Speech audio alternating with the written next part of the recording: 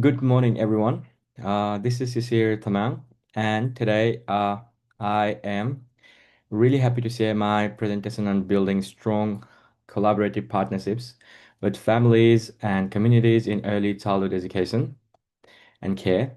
For me, this topic goes right to the heart of what we perform and provide as educators. It's not only about teaching skills or delivering curriculum, it's about relationships, about how children, families, educators, and the wider community all connect to shape children's learning. When I started my placement and started working in early childhood setting, I came to realize that the most meaningful learning moments did not happen just through activities or planned lessons, but they happen through connection. When a parent shares a story about their child's morning, or when the community gets involved in a project, it changes the way children sees the world. The children begin to understand that their learning is valued not just by their educators, but by everyone around them. And this really helps in developing social skills in children and makes them feel more cohesive.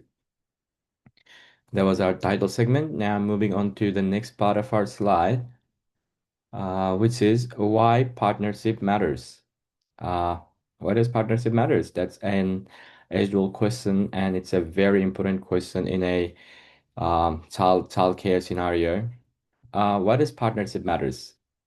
Partnerships matters because they create consistency and trust.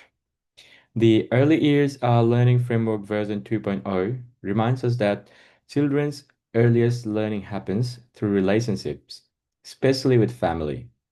Partnerships between families, communities, and educators are the basic foundation of everything that goes on in early childhood education. When educators take time to connect with families and communities, children come to feel that sense of belonging. They come to understand and feel that their home and care are working together, and the continuity builds confidence. I have seen this many times during my placement at One Step Up, where I did my placement. It's in Miranda. When a parent and I had regular chats about their child's interest, for example, a boy who loved insect, we could link that to his home experiences, to activities at the center. He felt proud when his mom later saw photos of him exporting or exploring bugs outside. That kind of shared communication helps children feel seen and supported. He was really happy. Strong partnerships also strengthen the trust between families and educators. Parents start to see us not just as carers, but as partners who share the same goal, their children's well-being and growth. And children benefit the most when these two worlds connect seamlessly, as it supports their emotional security as well as makes them feel like they truly belong, and belonging is the first step to learning. So that was our second slide. Moving on to our third slide, which is the frameworks guiding practice. Now, to help or to move forward and help us guide how we do this, we have taken help from both policy frameworks as well as developmental theory. We have inclined strictly towards these domains. The National Quality Standard, particularly Quality Area 6, focuses on collaborative partnerships with families and communities. It expects that families are supported and meaningfully involved in the life of the service. At the same time, the EYLF v2.0 sets out principles such as partnerships, respect for diversity, and high expectations and equity that reminds us that every family has something valuable to bring, and the equitable relationships create inclusive learning spaces. From a theoretical point of view, Bronfenbrenner's ecological systems theory explains this perfectly. He said that a child develops through many layers of influence, that is, from family, community, culture, society, and when those layers connect, children grow stronger. I like to think of educators and teachers as the bridge that connects everything together, including the child, their family, and the community. When you take the time to really engage with both sides, it builds a stronger and a more supportive environment around the child. I have actually seen how much of a difference that makes. Children feel safe, happier, and more connected when everything or everyone around them works together. So that was our third slide. Moving on to the next slide, which is benefits of partnerships.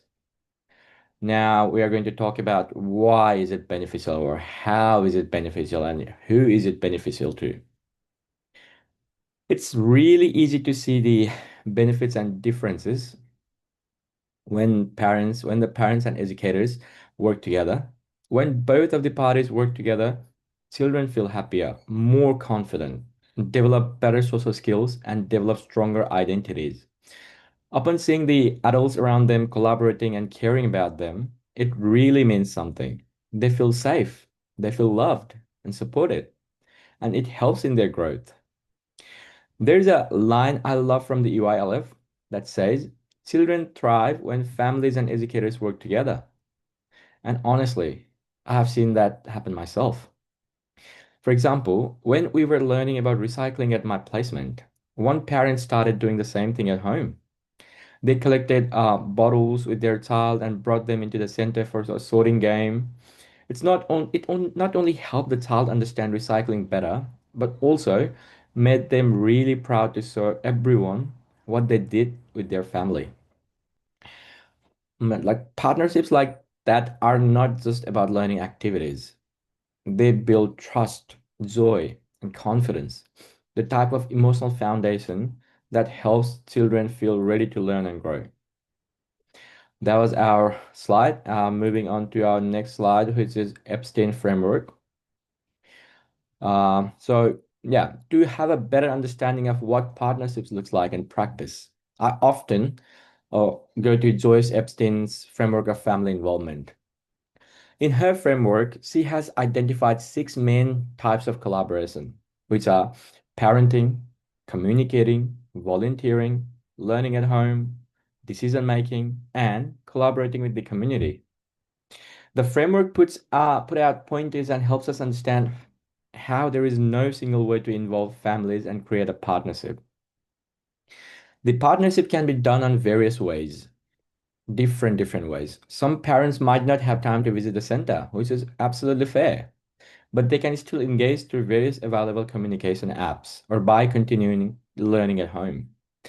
Others love volunteering or contributing to cultural events. The main key is to be flexible and offer many ways for families to participate to make the partnership more cohesive and, of course, without any judgment. Also, when the families feel that their circumstances are respected, they are encouraged to participate and engage more and meaningfully as well. So that's what we learned from Epstein's framework. Now moving on to our next segment, next slide, which is EYLFV 2.0 in practice. The EYLF version 2.0 really guides us in our everyday work. Partnership, for example, is all about building real two-way relationships based on trust. It's not about telling families what to do, but it is about listening, asking, and learning from them too. Respecting diversity is really important to me. Yeah, diversity needs to be celebrated authentically. Every family has their own way of living, uh, and it can be very different from others. And that's what makes each child's story special. Instead of expecting families to fit in our program, we can adjust to their requirements and adapt our program accordingly.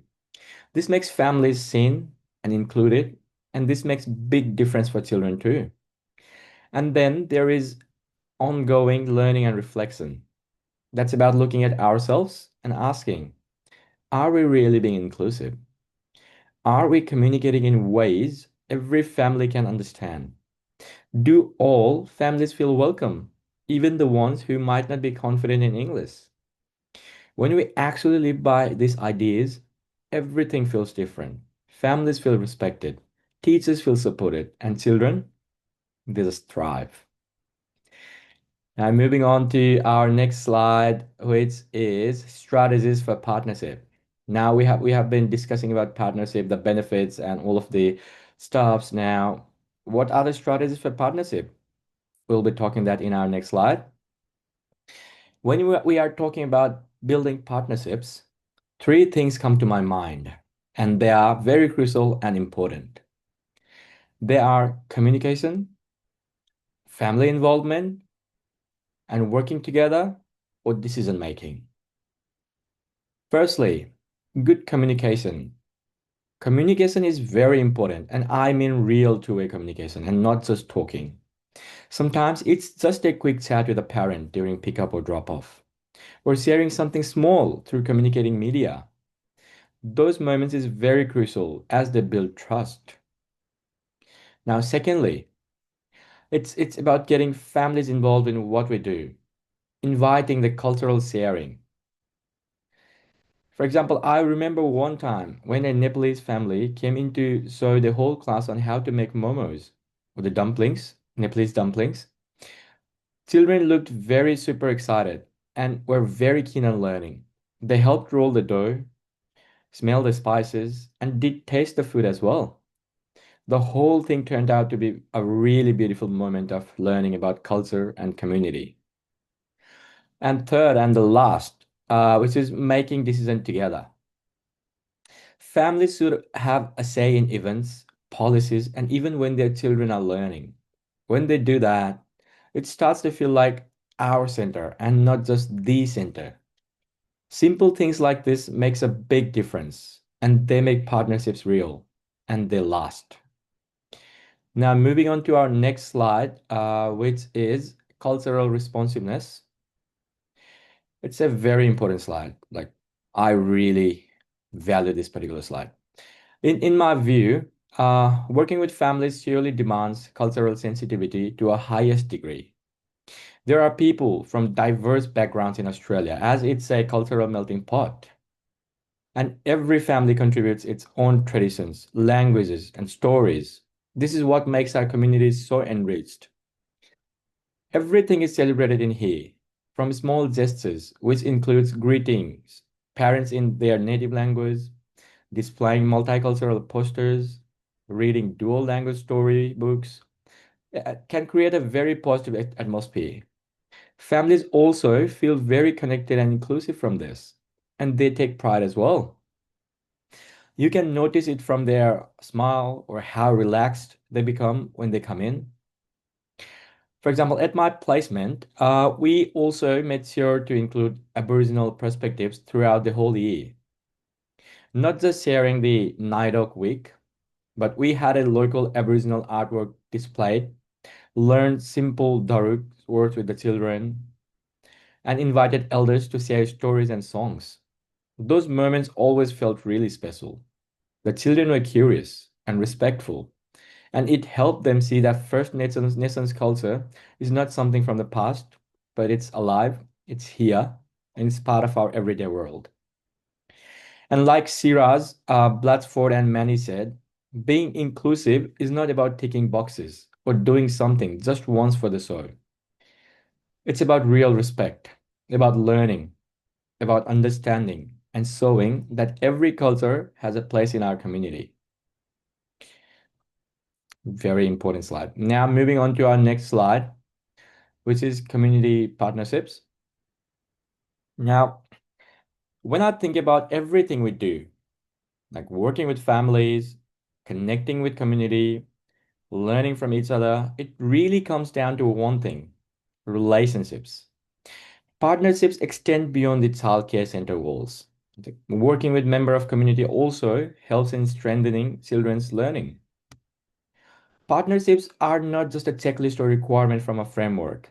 They are about people, about trust, kindness, and respect. When we take the time to build those relationships, children feel it. Families feel it too. It creates a space where everyone belongs. At my placement, we often connected with the people in the community. We visited the local library for a story time, invited a nurse to talk about washing hands and staying healthy, and even joined a nearby community garden to learn how to grow vegetables. The children loved it. They got to explore, ask questions, and see that the learning can happen everywhere and not just in the classroom. Partnerships show children that learning does not just happen inside the classroom. It helps them see that they are part of something bigger, something that connects everyone around them. Now, moving on to our next slide, which is just bear with me for a second. I think it's stuck. Sorry, just give me 1 second.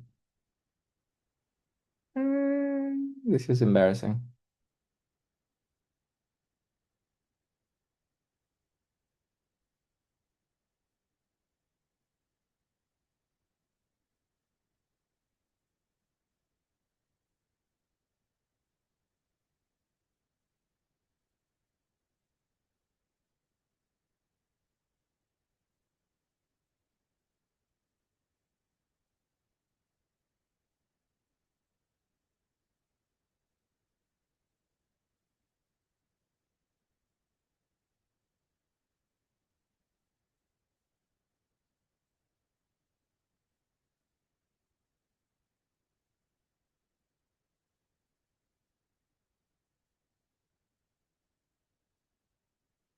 Okay, yeah, sorry about that. We were in slide 9. My laptop just got stuck now. We are moving on to slide 10.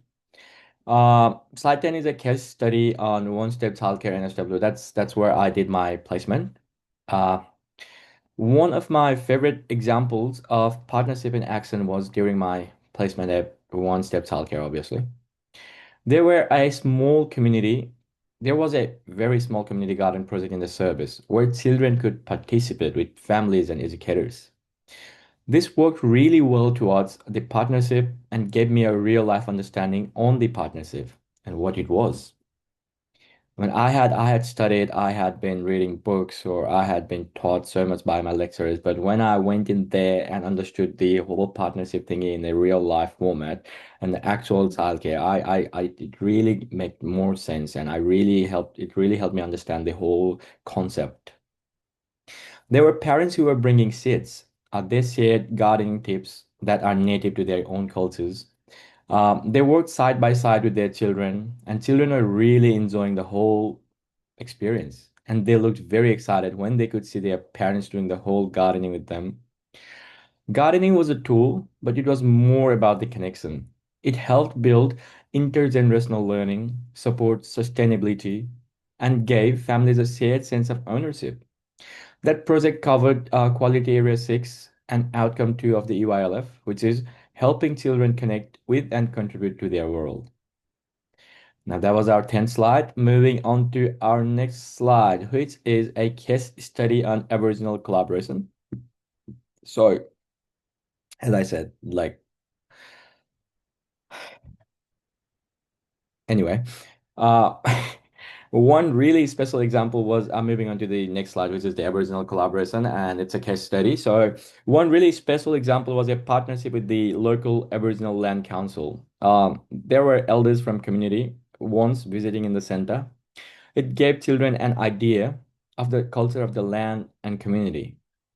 Elders shared Dreamtime stories, songs, and cultural arts with the children, and children were fascinated from all of this, and they really looked captivated as they were learning something new. Seeing the involvement and fascination, elders visit the center often, and it became a regular part of the program. And they visit the center often now. So children were involved and they started using Aboriginal words in their playtime. They were also asking various questions to the elders, and the whole thing became very interactive. Parents noticed that too and said they were happy that their children were learning about respect and diversity. This experience showed what the EYLF principle of respect for diversity really means in real. It's not just talking about inclusion, but showing it every day through activities and involvement. It's also linked to the NQS element 6.2.3, which encourages centers to work with community groups to build inclusion and connection. Moving on to the next slide, which is assessment and feedback. Now, let's talk about assessment and feedback, which is another vital piece of partnership. Families know their children best, and when we include their insight in our observation and planning, our assessment becomes more richer and more accurate. It helps educators develop a very proper and effective curriculum. Using learning stories, portfolios, and goal settings, meetings allows parents to contribute their perspectives. For example, any information, such as a parent mentioning that their child has started writing letters at home, now that information helps educators extend literacy experiences at the center. At any placement, I often encouraged families to comment on their child's portfolio entries. Their feedback was so valuable. Sometimes they said something we would never seen at service. The whole thing was very important. As McNaughton and Williams emphasized, collaborative assessment strengthens relationship because it's based on trust and shared understanding. And I can't agree more. That's it. Moving on to our next slide, which is overcoming barriers uh, of the partnerships, obviously. Uh, as educators, it is our job to build good relationship with families, and we are often the first people they meet and interact with. So we really need to watch how we talk and listen, as it's very important. I mean, there are various challenges as well as the solutions to how we can overcome barriers. For example, on the challenges side, we can see the language barriers, time constraints, cultural misunderstandings, and limited engagement. So we need to be very kind, patient, and really care and acknowledge their stories. When families see that, we respect them. They start to trust us. Good communication with parents is part of our job, but it's also a great chance to work together for the child. I have learned that reflecting helps too. I ask myself, did I listen properly? Or did I care enough about what the parents said? This helps me keep learning and do better next time. So that's it. Those are the solutions. Moving on to our next segment, which is the role of educators.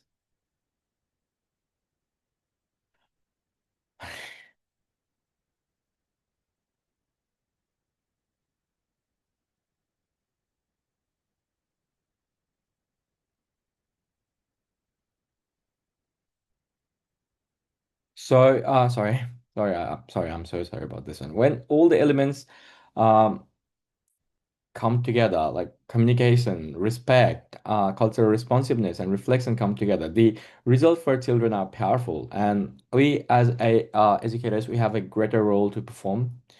We are the relationship builders, we are the advocates and the connectors. And children who see collaboration around them feel secure and valued. Their emotional well-being improves because their home culture and identity are recognized. They become more engaged learners because their experiences are relevant and respected.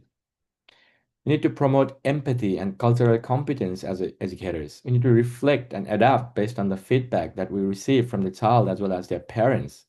Also, we need to lead by example in community engagement because that's what we are. That's what we need to do, we as educators. I remember one child who used to be very shy during group time, but when his father said a family song from their culture and we started singing it at the center, his confidence blossomed. He began participating more and even helped teach the song to his friends. And that's what partnerships does. It connects identity with learning. It's the heart of the EYLF outcomes 1 and 2, supporting, belonging, being, and becoming. Moving on to our next slide, which is our second last slide, or the last slide, as I would like to say, it's the impact on children's learning. Uh, what are the impacts of partnerships on children's learning? I mean, how does it uh, impact on how a children is receiving the whole learning thing on this particular childcare program? Firstly, it enhances belonging, confidence, and identity. And also because this is the last slide, so I want to come back to what all the frameworks and examples point to. Collaboration is not only a part of our work, but is the foundation of quality education and care. The another impact of partnership on children learning would be strengths, emotional, cognitive, and cultural learning, which is very important for a child in their learning stages. It also aligns home and center expectations, like because when the partnership, when people are collaborating, then we tend to understand each other so much better, and it's very helpful, very beneficial on what the demands and needs of the child are, so we can work together to create a certain curriculum that will actually help on or helps us to customize the curriculum with every and each child's needs, so we can progress all of the child better in a proper way. And it also fosters holistic development for all of the kids. That's very obvious. And as I said, this is the last slide. And to close, I want to come back to what all of these frameworks and examples point to. Collaboration is not only an optional part of our work, but it is the foundational quality collaboration and education and care. Involving families and communities strengthen everything we do, from organizing events to evaluating learning. Relationships are at the core of early childhood education, as demonstrated by the NQS, the EYLF, and individuals such as Bronfenbrenner, Epstein, and McNaughton. My personal experience has shown me that even the little things can have a significant impact. Children feel more connected and gratified when they have a friendly conversation with a parent, work on the modest project together, or are invited to participate in the program.